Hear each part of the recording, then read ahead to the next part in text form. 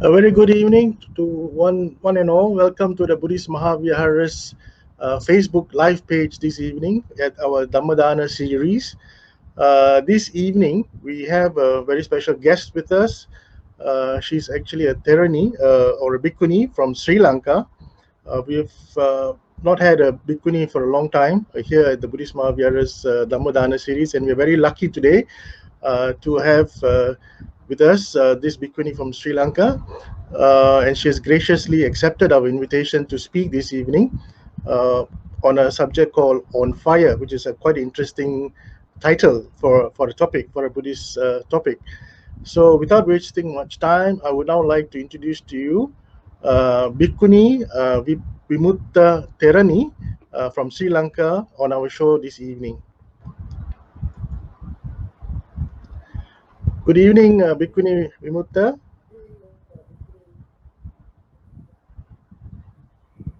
Good evening, Mr. Tilak. Good Therwan evening, Saranai. Thiruvan Saranai. Um, we will now read Bhikkhuni's profile and quickly start with our Dhamma sharing as soon as I finish this profile. Bhikkhuni Vimuththa Therani was born in Sri Lanka in 1977 and had an early education in Sri Lanka. She did her O levels and A levels and also had obtained a diploma in marketing and training in Sri Lanka. She started her working life in 1999, and her last job was as a training and key accounts manager at Oriflame, a multinational Swedish owned cosmetic company. After leaving working life, Bhikkhuni traveled to the Himalayas as well as spending time learning the Buddha Dhamma in Sri Lanka. She was ordained in 2016 under the tutelage of Venerable Velampitiya Vinaya Vansa Thero of the Ramayana sect, and she also has Venerable Na Uyana Arya Dhamma Thero, Venerable Rajagiriya Arya Yana Thero, and Venerable Bhikkhuni Kusuma Therani as her mentors. Since 2014, she has been holding many discussions on the Dhamma and hosted meditation retreats based on her knowledge and experience on Samatha and Vipassana meditation in various parts of Sri Lanka. She has also visited Australia, England, Germany, Canada, the US, Greece, Egypt, Japan, and India, and conducted Buddha Dhamma missionary work there. She is currently the head of the Aloka Udapadi Nunnery and Meditation Monastery and founder of the Aloko Udapadi Meditation Foundation Trust. She is also the author of a few books in English and Sinhala. So this is Bante's profile. I would now like to invite Bante to start this evening's sharing. Bhikkhuni, please. Therwan Saranai to all our friends from all over the world. It is my greatest pleasure and honor to bring you the disclosure of Gautama Samma Sambuddha. So, we will start a little bit about discussing something which we think that we have got it all, but which we search for all. So, my friends, this word called all is something very significant and which is something very important. Because all that we have been doing in life connects to all. And why am I saying the word all? Because we are searching through life from one part to the other, trying to better our life in the most exclusive ways. As you must have experienced in many parts of your life, we look for more of beauty and all of beauty. We look for more of strength and all of strength. We look for more of love and all of love. We look for more of sharing and caring, and then all of the sharing and caring. And maybe even up to the extent of gaining more of knowledge and ending up looking for all of knowledge, gaining more of wisdom and ending up searching the all for wisdom. So, in all aspects, we stage ourselves from one thing to the other, looking for this all concept, the concept of all in our life. And we start basically from one thing moving to the other, and we get so entangled in the word which is all. Then for some of us, we have been searching for this all in different places and in different ways. But as for my own life also, I have been searching for this same all factor and trying to achieve all in my life. I want the best of all, and I want it all to myself. So, getting caught up with this basic factor of all, we forget that what we are really searching for, because we get entangled in the mess which is created by all. So, first of all, I would like to take you through a Dhamma disclosure given by Lord Buddha himself. We will go through this in small parts. This is in the Kindred Sayings, volume 4, page number 10. On fire. Once the Exalted One was staying near Gaya, in Gaya head, with 1,000 brethren. Then the Exalted One said to the brethren, Brethren, the all is on fire. What all, brethren, is on fire? The I, brethren, is on fire. Objects are on fire. I consciousness is on fire. I contact is on fire. Natural stated experiences which arises owing to eye contact, that also is on fire. On fire with what? On fire with the blaze of lust, the blaze of ill will, the blaze of infatuation, the blaze of birth, the blaze of decay, death, sorrow, grief, lamentation, and despair. So I declare. So, in this sutra, friends, we are being taught about all, first of all. And I would like to explain this paragraph and then take you through the next paragraph. We go through life searching for so many things, thinking that our happiness and the calmness and the tranquility that we so long for is shifted from all the beauty, all the knowledge, all the wisdom, and all the achievements that we have in day-to-day life in a very materialistic world. But as to the disclosure, one by one, we start realizing when we go through life that all that we really needed was some peace of mind and a little bit of strength to search for this peace of mind. This small measure that we are actually searching in the wide world through different spectrums brings us to the realization, maybe one day, that all that we have been actually searching for is this happiness which is deep within us, and it is not in the outside world.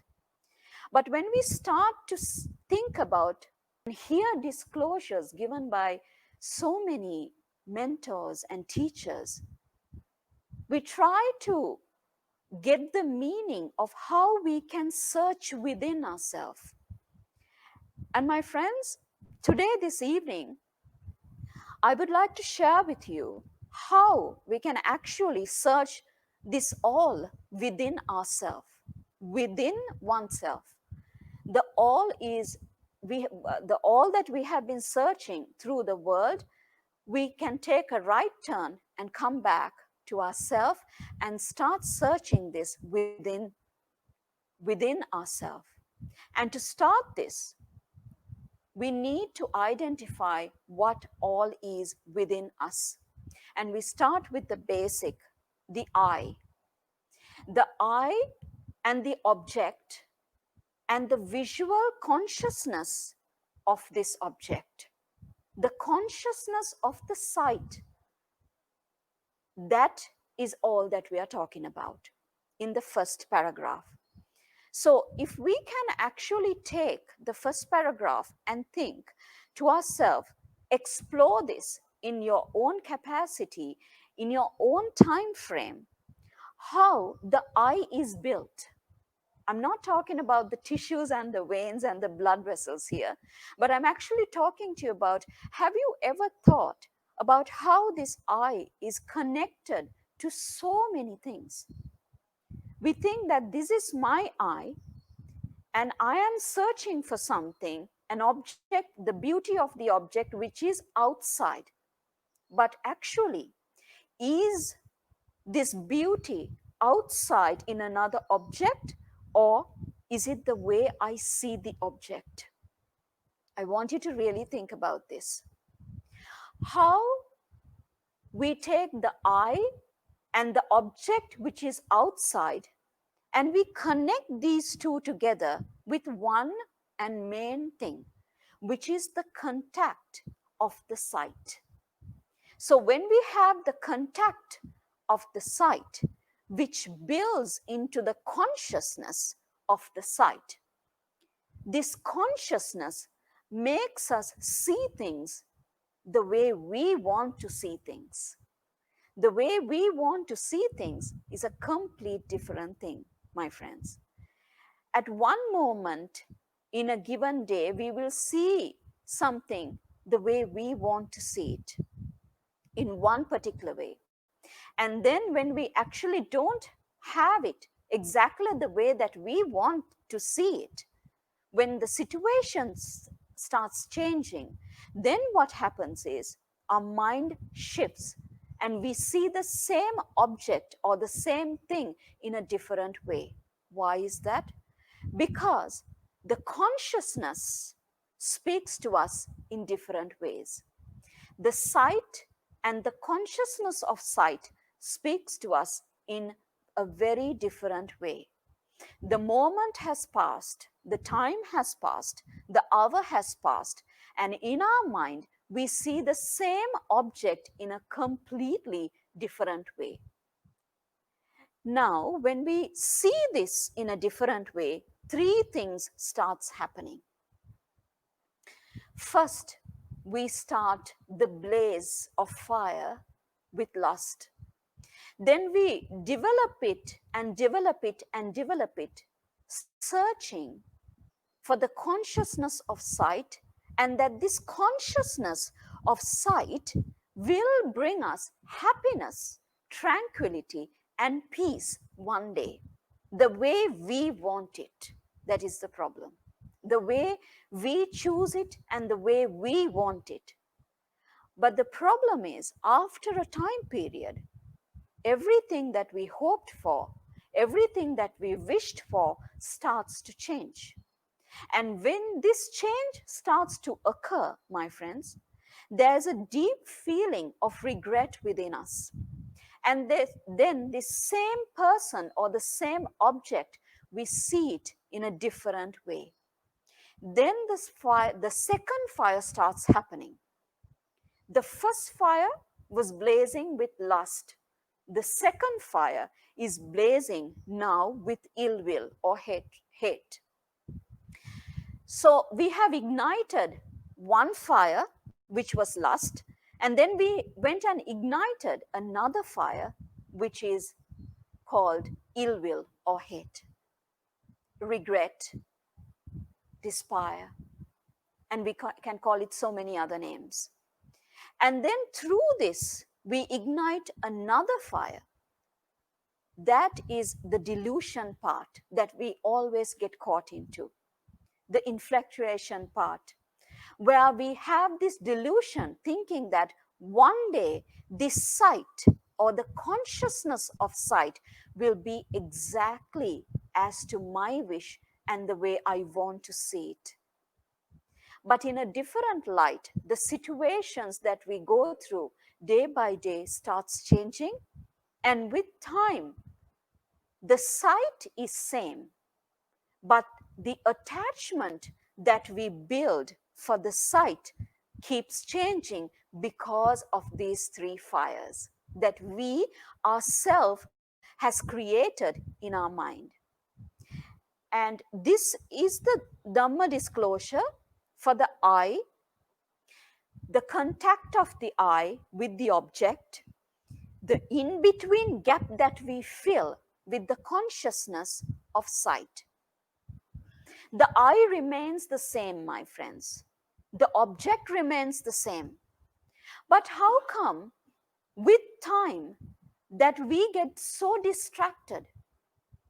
How come the same person, the same situation, or the same object, we start to have different feelings?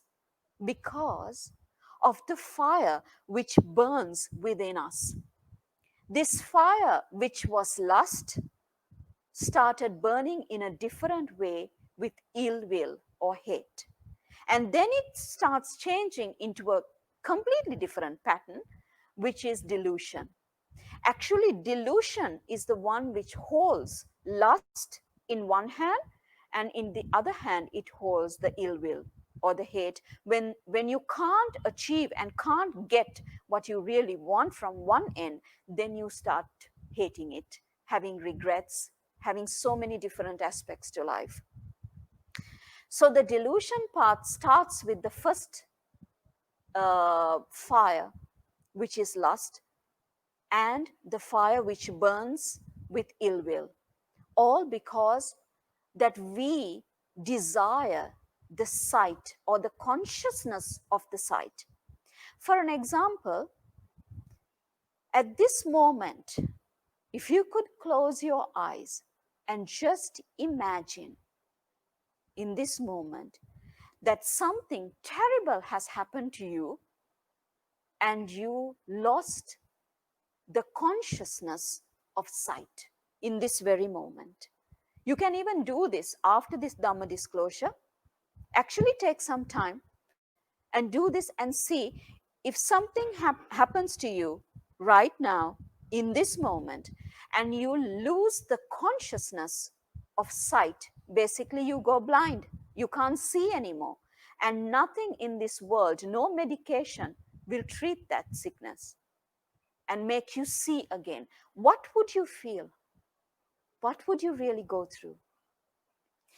This, my friends, is the attachment, the bonding that we have, the desire that we actually have for sight, for the consciousness of sight. And when we blaze the fire to have this consciousness all over again and again and again in our lives, we actually, from moment to moment, we crave for the sight or the consciousness of the sight, rather speaking. We crave and crave we crave for the sight and the consciousness of the sight. And also by craving, we actually attach another part of it, which is called grasping. Grasping the sight, grasping the consciousness of the sight. And then this starts to develop. And what starts to develop? The desire starts to develop.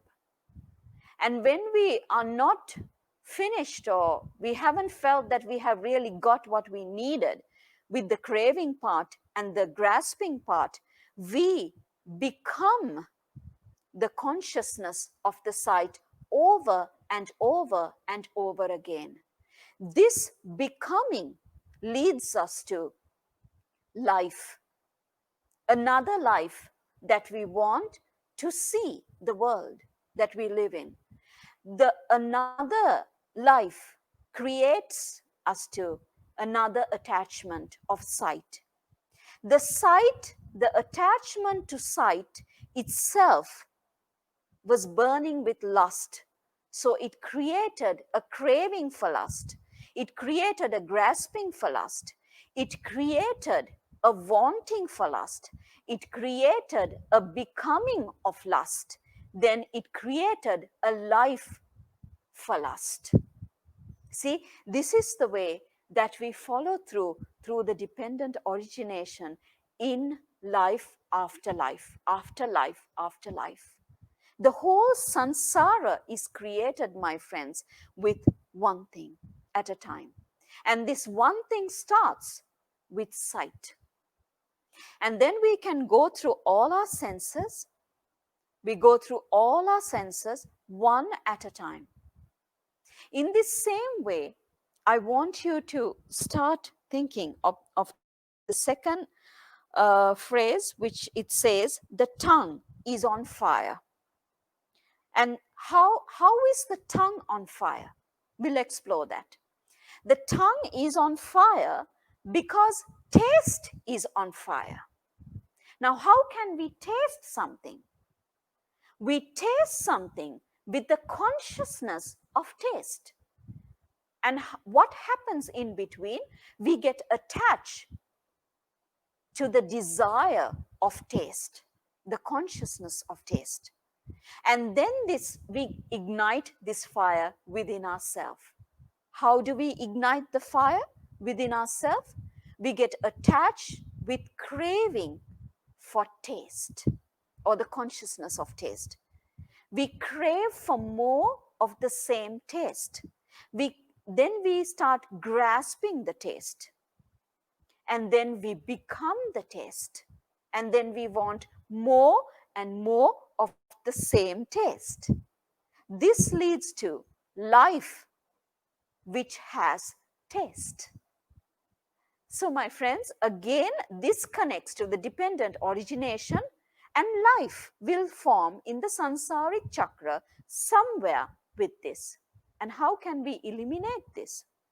We'll get back to that with the Dhamma disclosure.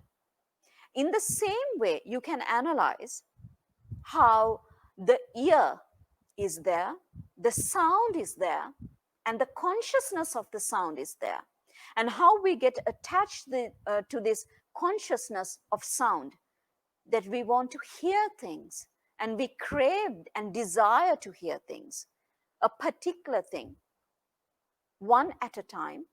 You can go through all the senses in the same way. You can go through the nose and the smell and the consciousness of smell.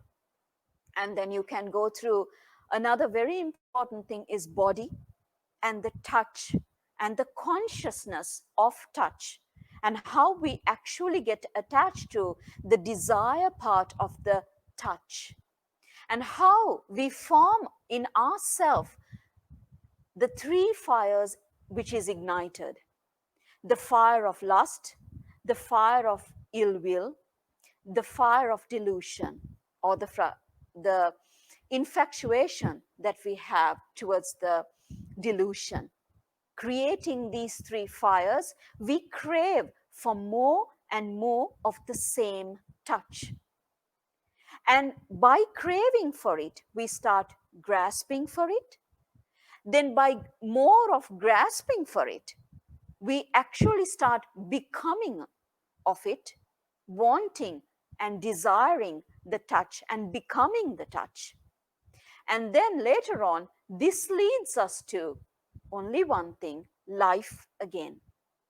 A life which is needed with touch. A life which is needed with care, the touch of care. And a life that is desired with the consciousness of touch.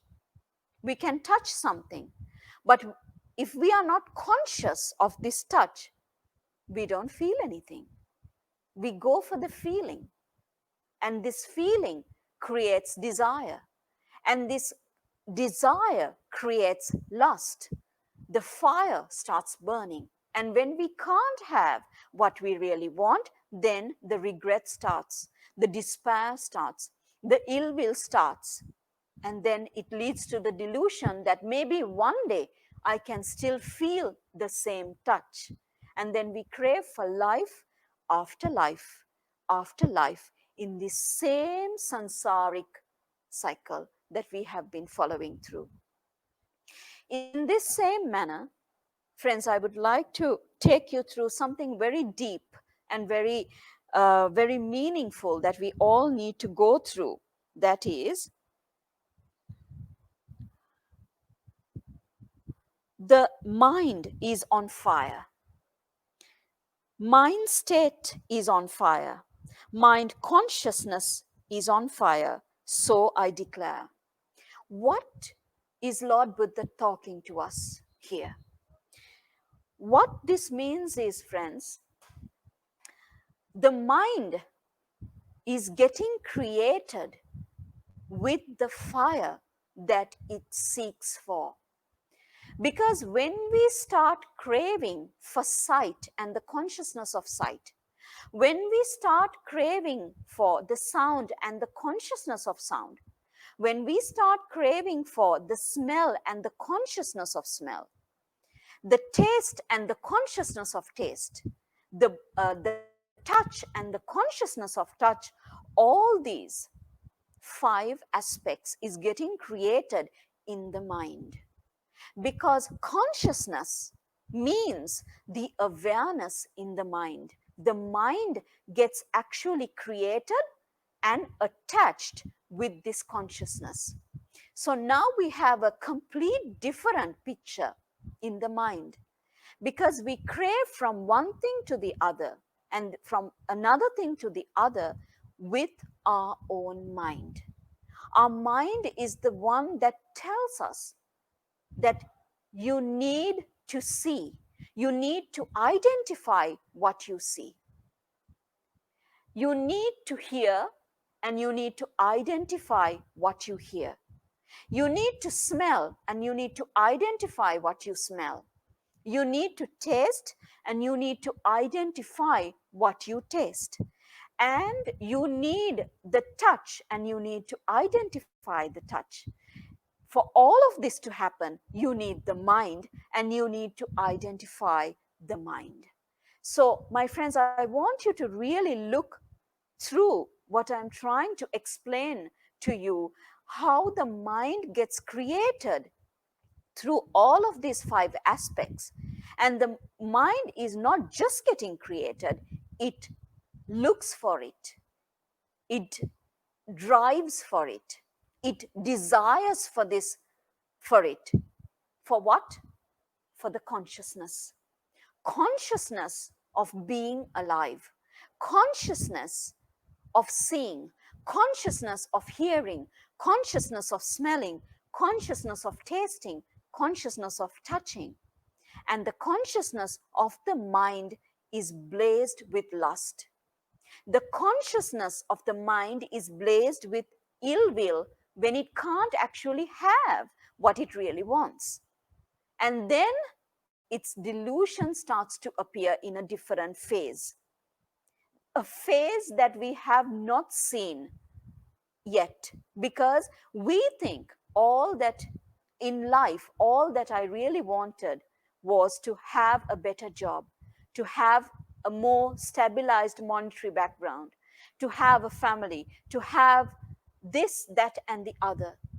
But the problem has always been not in the outside world, but the fires have ignited through our mind, in our mind, creating the mind and burning the mind with desire.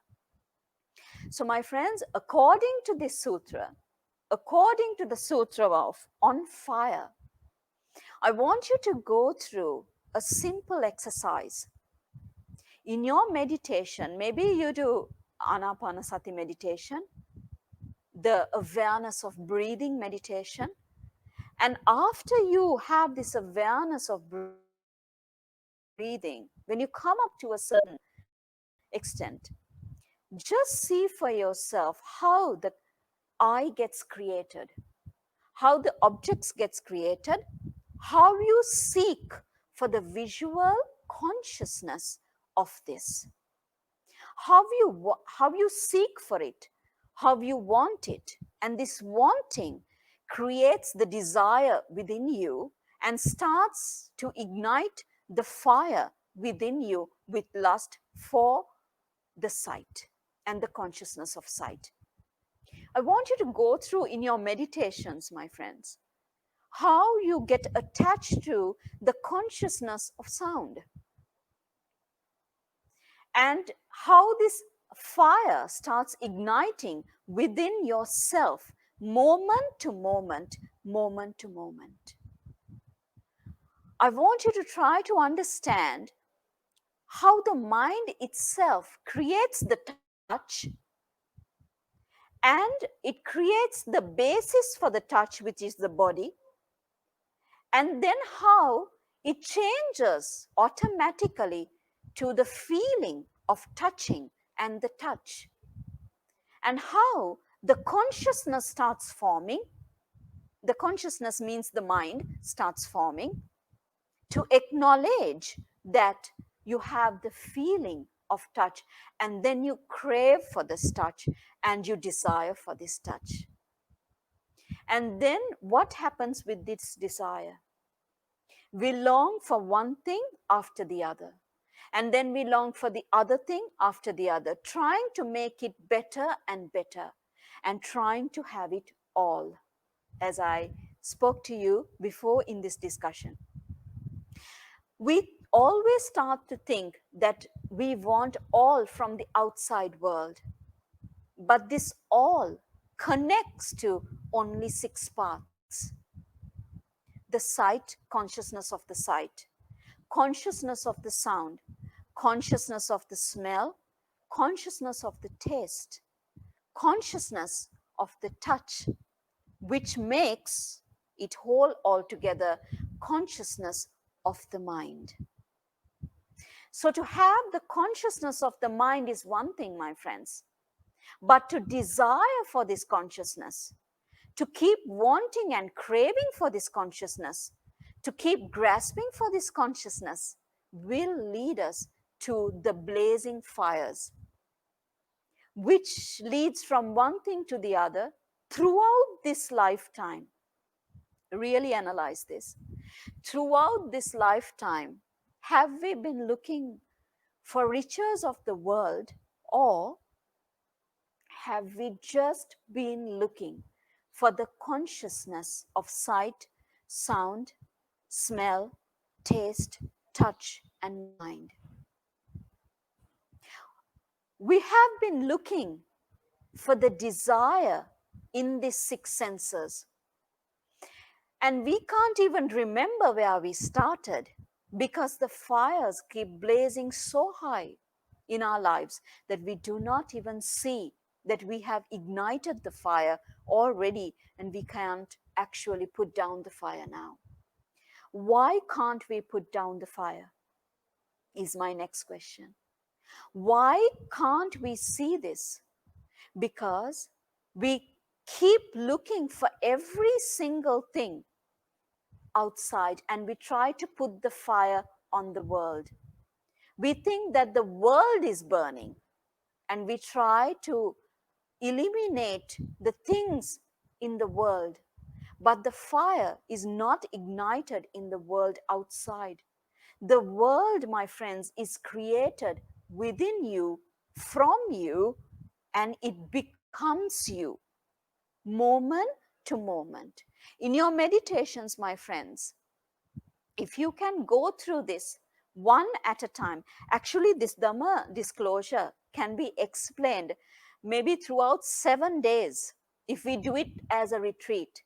But here, on a very short time span, I'm trying to give you the message, the essence of the message, so that you can take this discussion and listen to it over and over again. Pause it and listen to this over and over and try to practice this one at a time.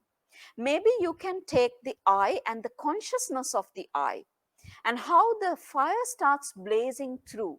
Maybe you can take it for a week or maybe 14 days or 21 days and really look through how you get attached to this attachment of sight or the consciousness of sight. Then next, take the next few weeks Listen to the other part of this Dhamma disclosure, where you discover sound and the attachment that you have towards the consciousness of the sound, and how the fire starts blazing through you, where you are becoming the fire.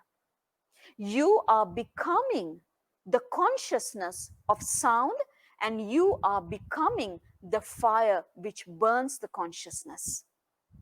I want you, my friends, to go through this Dhamma disclosure one at a time. Even take weeks to analyze this. Because if you do this, I guarantee you that you would come to the understanding of how you can see through the mind, which is the most important thing. How can you see through your mind? Because the mind travels so fast.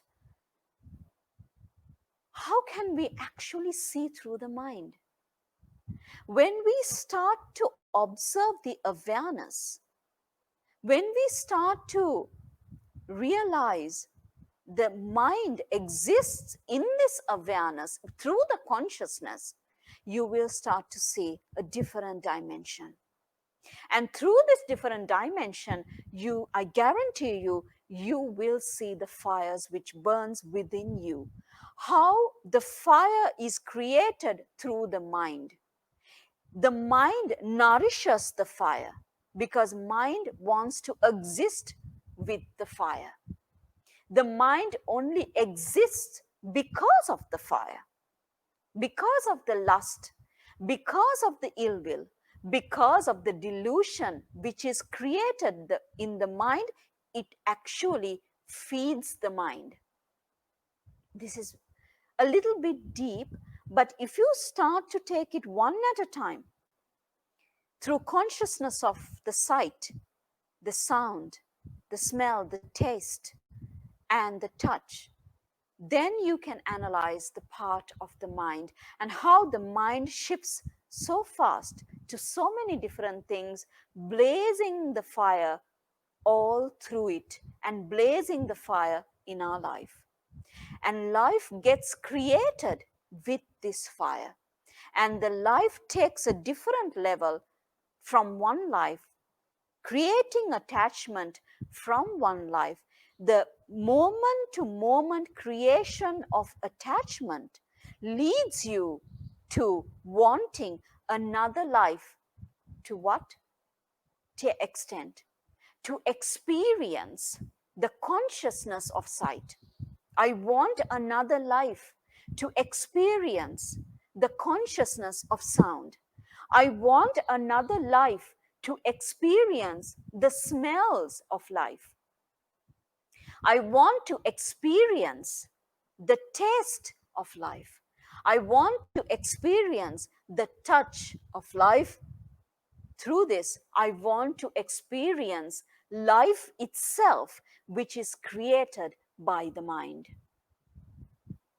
So, my friends, this desire keeps moving from one thing to another, creating the pattern of the dependent origination. From craving, from actually, if you take it back a little bit further, from feeling, feeling to craving, craving to grasping, grasping to becoming, and becoming, which creates life itself. And when this starts happening, it just doesn't stay in one part.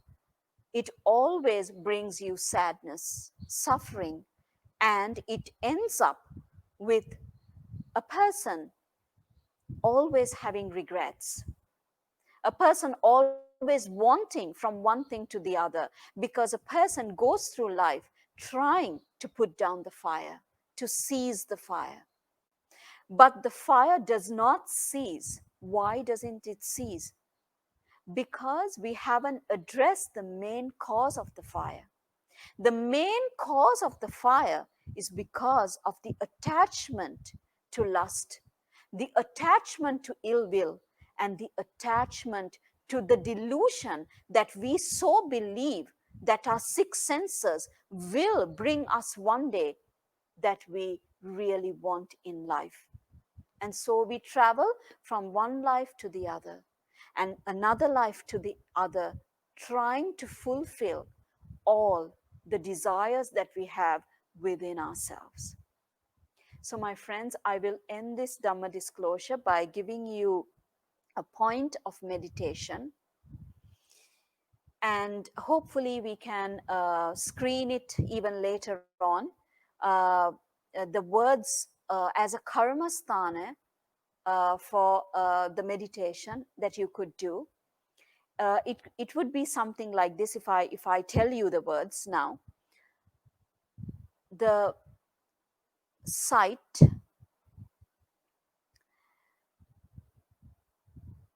the consciousness of the sight, and the attachment towards this sight. The eye, the consciousness of the eye, and the attachment to this consciousness. The ear, the sound, and the consciousness towards the sound, and the attachment towards the sound. The nose, the smell, consciousness of the smell, and the attachment to this consciousness. The tongue, taste, the consciousness of taste, and the attachment of taste towards the taste. Body and touch, consciousness of the touch, and the attachment towards the touch. Mind and thoughts, consciousness of the thoughts, and attachment towards these thoughts, which blazes us with the fire of lust.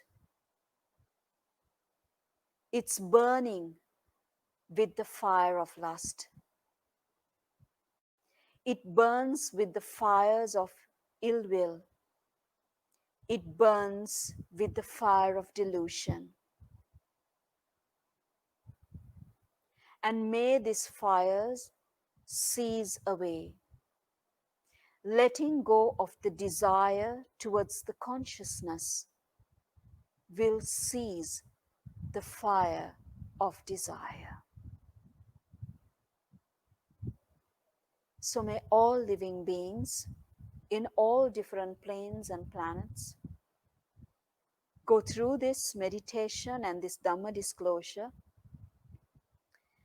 and discover what is all and how the fires are blazing through all, and finally seizing this fire with the detachment towards desire. Therani Saranai.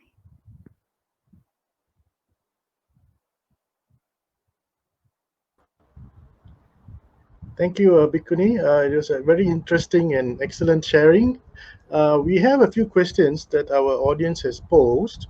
I will Yes, put it onto the screen. I hope you can see it. Can you read it, or do you want me to read it for you? this is fine, I can say it. Okay. Uh, we are suffering because of craving, hatred, and ignorance. Are, are of these three negative forces, which one of these the most difficult to control, and why? These three negative forces are the driving force which creates life itself. It's because that we crave for the sight and the consciousness of the sight, that if one day we don't have exactly what we want, then we actually start hating. First we start to have the ill will and the regret and the despair that we feel, and then this feeling gets built within us and it becomes hate. One day we start hating something because of this reason. That is because of the ignorance and the delusion that the mind creates, that one day we will have all our desires. So if we want to let go of the desire part, first we need to identify how this desire is created. And if we identify how this desire is created through the six senses, then it's easier to break down and see how the fire of desire starts burning within us. And then when we see to seize the fire, we need to let go of the desire itself.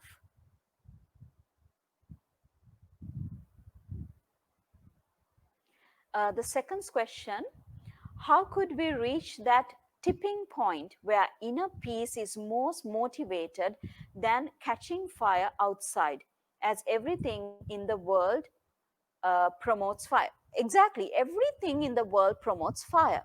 But if we start to seize or try to look for something to seize the fires which is created from outside the world, we will never be able to do that, my friends. Because seize when we think that we have seized the fire of wanting to eat chocolate ice cream every day, then we get attached to maybe chocolate cake. But the problem was not the chocolate ice cream or the chocolate cake. The problem has always existed with taste and the consciousness of taste. So, if we are looking to eliminate everything outside the world, in the world, it will not happen. That's why Lord Buddha speaks to us in a deeper level and tells us, stop trying to get rid of chocolate cake and chocolate ice cream. Your problem actually has started within you. It's a problem of attachment and desire for the taste of chocolate. So, if we can identify the desire that we actually have towards the taste and how the fire gets created, then one day we will be able to eliminate this, or we will be able to give up or identify the desire and the creation of desire and how much it brings us the sadness when we actually don't have it. And if we can give up the desire one day towards taste, then even if we have the chocolate ice cream or the chocolate cake, it really doesn't matter, because we have actually eliminated and we have actually seized the fire of lust towards taste itself.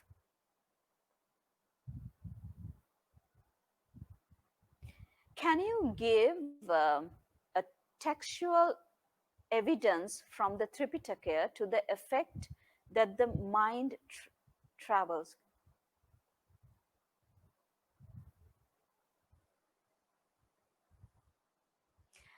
No, we can't. Because the mind travels so fast from one thing to the other and one thing to the other that it's very difficult to take the extent how the mind can travel. But what we can do is we can identify part by part how the attachment gets created in the mind. And that's what we should seize, the attachment to the mind itself.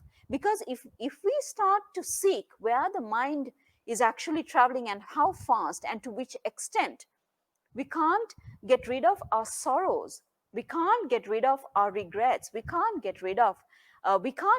basically be peaceful. So we we change the side of the coin. We see through a different spectrum, a different corner, and we try to actually identify what how the mind gets created in the first place. The mind gets all it, the mind is created with the desire, with the fires that we were speaking of. And if we eliminate this, bring it down, and one day completely erase the desire towards it, then we have actually seized the fires the mind is craving for. Yes, if we can have another question. Could you give an evidence that the I exists, please? What burns if it doesn't? Okay. The I exists only in the mind. Now, if I go through actually to explain the whole of this, I would need another 1 hour. But in a short answer, the consciousness, we say the I, the object, and the visual consciousness of sight. Now, how do we know that the I is there? Actually, we know that the I is there only through the consciousness of sight. But the problem is, we think that the I is there permanently, and then we can see everything exactly as we so desire it to be, which is brings back to the main problem, because all this is getting created in the mind itself. But if we try to analyze the mind straight off, we will not be able to do it, because it is not possible to identify this at one shot unless you have extreme amount of prajna to do that. For someone who has that, yes, it is possible. But if if it's difficult to do that, then we break it down to the five senses, which creates the mind. Then we go through, okay, if the I is there, how do we know that the I is there? It's because of the consciousness of sight that we think that the I is there. And where does this consciousness of the sight begins? It begins in the mind. Actually, the mind is the thing which, or the thing which shows us that there is an I, that there is an existence of an I. But actually, the I also exists in the mind. The object exists in the mind. It has always existed in the mind. The visual consciousness of the sight or the sight exists in the mind. The consciousness itself is the mind. Yes. Another question. The fire of sexual desire is the most difficult when we are young. How can how can meditation help us to put out this fire? Is suspension of sexual desire negative when we are young, as this may cause negative side effects like mental stress? Why do we crave for a sexual activity? Why do we actually crave? What do we really crave in this? What do we actually crave for? Is it the sexual activity, or is it the feeling that we get out of the sexual activity? Now, when we start analyzing this, I want you to go to the deeper level of this. The deeper level is, how do we have the feeling towards this sexual activity? How does this feeling get created in the mind? It creates to which part of the six senses? If you analyze through the six senses, you will know that the body and touch and the attachment to touch brings us to the desire of a sexual activity.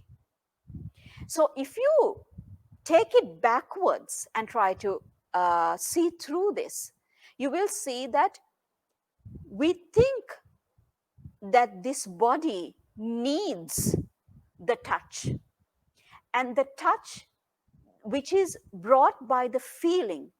And is it the body that we long for, or is it the the feeling of the body that we long for, or the feeling of the touch that we long for? And why is that? Why do we actually crave for this feeling of touch? Because we have a desire within us to feel the touch, and it blazes the fire of lust of, when we can't have it, hatred or ill will, because of the delusion that we were thinking that this body needs touching, and the touch which gives us the feeling, we need the feeling to have this more and more and more. But if we can break the chain, or break the fire, or seize the fire that we have towards touch and the feeling of touch, then it the desire starts to vanish away. And then we actually, do we have the mental stress? Why do we have the mental stress in the first place? Because we need the touch, and we are attached not to the touch, but actually to the feeling of the touch. We are actually really, really attached to the feeling of touching and what it creates in our mind. So if we are attached to the feeling of this, and if we can actually seize the feeling of this, then we are getting rid of the lust, the fire which blazes. And that seizes the mental stress that we have created within ourselves. So we actually solve all problems in all angles if we actually bring down or seize the fire. If you have another question. No, Bhikkhuni, I think we've come to the end of today's sessions. These are all the questions that we have posted. Um, there's another question, but I think it'll take you a while to answer this. Let's see whether you want to try this question. Okay, let's try. You referred to Paticca Samuppada. Can you explain it briefly, please? I would love to explain this, but unfortunately, this would need about minimum 8 hours. Uh, I would explain, I could try to, my friends, explain Paticca Samuppada, or the dependent origination, through exactly what we were discussing before. The feeling of touch.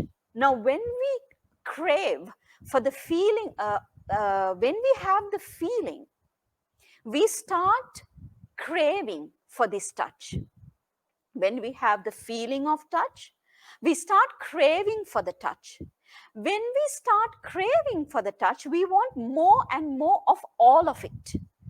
So when we want all of it, we start actually grasping it. When we start grasping it, what happens is the fires have already ignited. It's just blazing away with lust. And when we don't have it, ill will, and this is the delusion or the ignorance which is created. So when the grasping starts taking place, we become the touch itself. We long for the touch or the feeling of the touch. We become the feeling itself. This creation of becoming leads us to one thing, which is life for touching, or the feeling of touch. This alone is the dependent origination and the creation of dependent origination. And when life takes place, with life we have the five senses working for us, which creates the desire back again. And then when we don't have it, the desire gets more and more, and we want it even more and more. And then what starts to happen is, this desire which is created starts to decay, because we can't really have everything that we want, because it has a decrease of feeling. It has the feeling has a descending point in it. And when we hit the descending point, we start craving for more and more.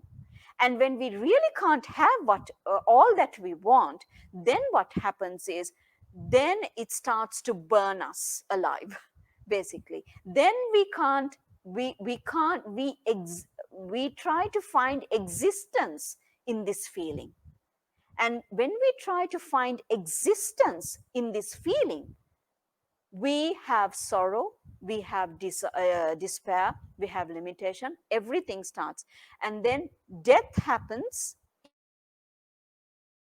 in that single moment also. And then we become the ignorance which starts the entire process again. Through the ignorance, through formations, consciousness, the mind gets created. With the creation of the mind, then we actually start to feel things, and we start to feel things through the six senses. With the six senses, the name and matter gets created. With the name and matter getting created, we have the six senses working for us. And again, with the six senses, we have the feeling, and we get attached to the feeling. And this feeling of attachment to the feeling creates craving again and grasping again. So this is dependent origination in a nutshell for you, but it has to be explained over time. But if you could go through the sutra that we were discussing, you can go through the dependent origination and how life in every moment gets created, how the becoming part gets created. Yes. Uh, Bhikkhuni, we have one last question. I think we'll take one last question, but I think Right. we are deviating from today's topic. But I still don't know whether you would like to try this.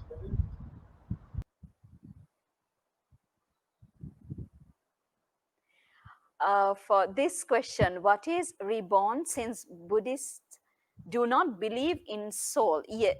This I might not be able to explain fully because it touches a complete different dimension.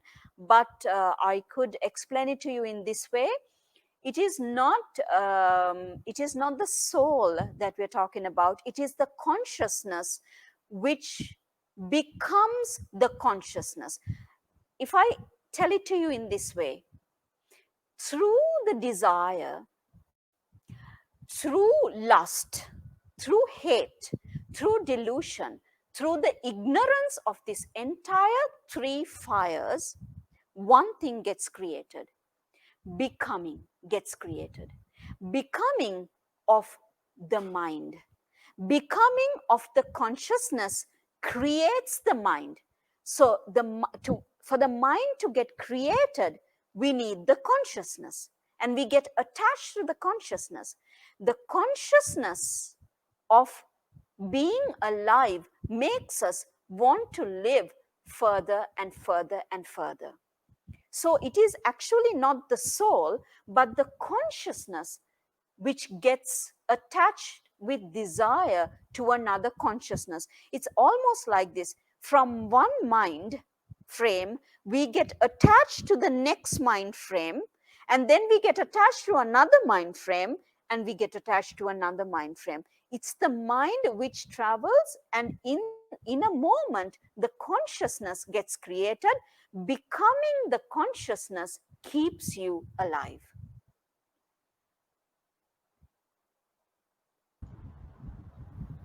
Thank you, Bhikkhuni. I think we have to end this evening's Dhamma sharing. We will have to take time out because it's almost an hour. So before we end, would you kindly conduct the Anumodana for the dearly departed as well as to all the Devas who are present this evening? Yes. May all of you have this awareness through the Dhamma discussion that we have had, through the merits that we have gained, through the opening points which we have received through this discussion, and the opportunities that we have been given in this moment. May this merit be passed on to the dearly departed and to all who are searching for the truth in life, and to all who are searching for life itself and the basis of suffering, and to acknowledge how suffering gets created, and for all who are searching to end this suffering, and to all who are seeking the path of the suffering, may the Four Noble Truths be a guiding light to you to travel through the Arya Ashtangika Marga, through the path which is being created with the steps which will lead you to prajna, to comprehend the understanding which is beyond this life, to seek the real purpose of life. May all who are with us and who have departed from us, and to all the devas, the brahmas, and all the human kinds in different planets and different planes, may all of them receive the highest blessing and the merit. May it surpasses all life forms, and may it be a golden leading light to all who search for the truth. And may all discover which is all, and may they discover how this fire is ignited, and may they discover the highest of how it can be seized. May they discover Nibbana, and may they discover that Nibbana is peace. Theruvan Saranai. Thank you, Bhikkhuni. On behalf of the Committee of Management of the Buddhist Mahavihara and also the members of the Mahasangha, and also to the sponsors of this evening's Dhamma sharing, let me take this opportunity to thank you for taking time off from your busy schedule to be with us this evening, on this Sunday evening, and to share your knowledge with your Dhamma knowledge with us. We look forward to more sharings with you in the near future, and also to our Dhamma friends. This Friday on the 14th, we have a Dhamma sharing by Bante Sumana from Nepal, but currently based in Hong Kong. And he will talk about the last paramita, Upekka, the cultivation of equanimity, at 8:30 p.m. on Friday. So with that, we have come to this evening's sharing, and we'd like to thank each and every one of you a very good evening and a pleasant evening. Sadhu. Thank you. Theruvan Saranai. Bye.